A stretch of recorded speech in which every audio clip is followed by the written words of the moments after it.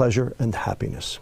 A lot of people equate the two, but I'm here to tell you that they are completely different. A lot of people think they're exactly the same. In fact, on the internet, you can find definitions that actually conflate and confuse the two. So what are the differences between pleasure and happiness? And I believe there are 7. Pleasure is short-lived, happiness is long-lived. Pleasure is visceral, happiness is ethereal. Pleasure is taking, happiness is giving.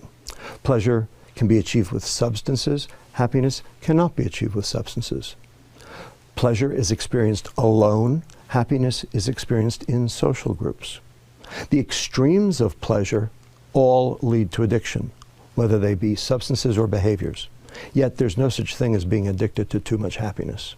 And finally, number 7, most important, pleasure is dopamine and happiness is serotonin. Now, these are 2 biochemicals. These are 2 neurotransmitters. These are 2 chemicals that the brain makes and uses to communicate between one neuron, brain cell, and another. Now, why do we care? So what? And neurons, when they're excited too much, too frequently, tend to die. So the neuron has a defense mechanism against that. What it does is it reduces the number of receptors that are available to be stimulated in an attempt to try to mitigate the damage. Now, there's one thing that downregulates serotonin: dopamine. So the more pleasure you seek, the more unhappy you get.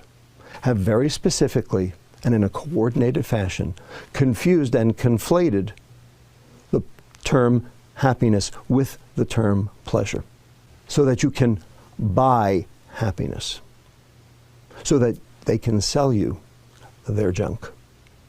It's called the American economy, and it's based on hedonic substances that drive pleasure rather than happiness. And in the process, we have become most decidedly unhappy.